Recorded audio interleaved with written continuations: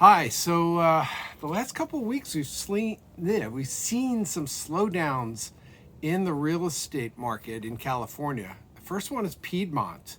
Piedmont is a place where we lost a house 2 or 3 months ago that went for 700,000 over list price. Insane. So that's when the story started, and that's when the press got into it and showing the growth year over year and blah, blah, blah. But they don't evaluate it on a daily basis, weekly basis even. They just wait for stats. But anyway, Piedmont, California, which is right outside of Oakland, has just literally slowed down to a crawl. We had open houses where we thought we'd get tons of people, and 3 people showed up. And the sellers are freaking out because everything's been going in 10 days, lots over lists, et cetera, et cetera. So we did a little research and found out every one of the open houses in that area that day, they were all dead. And the next week, same thing. So for some reason, Piedmont has either peaked in value, people are just not going to pay those prices, or I don't know, are people just happy going out without a mask, doing things they haven't been able to do for a year and a half? I think that's got a lot to do with it. So instead of looking at a $2.5 million house, there'll be one there next week. You keep losing them on bids anyway, so that's what I think people are figuring. Another market is Menlo Park, around the $3 million range for the 4 bedrooms. That has come to a grinding halt. That was a pretty big market for a while.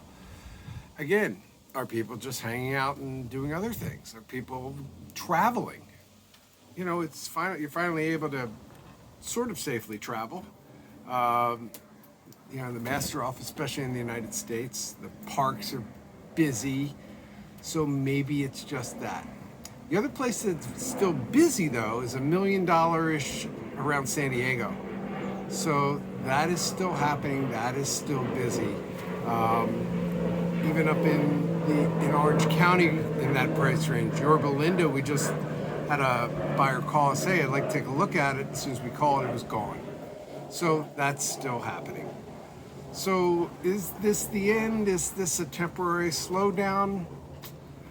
Interest rates, by the way, have nothing to do with it. They're back around 2 7/8 on a jumbo, 30-year conforming 2 3/4, 2 5/8. So it's below 3. My first mortgage was 14.5, and that was an adjustable. So people, you kids, I'll tell you, you're all crazy if the rates go above 3.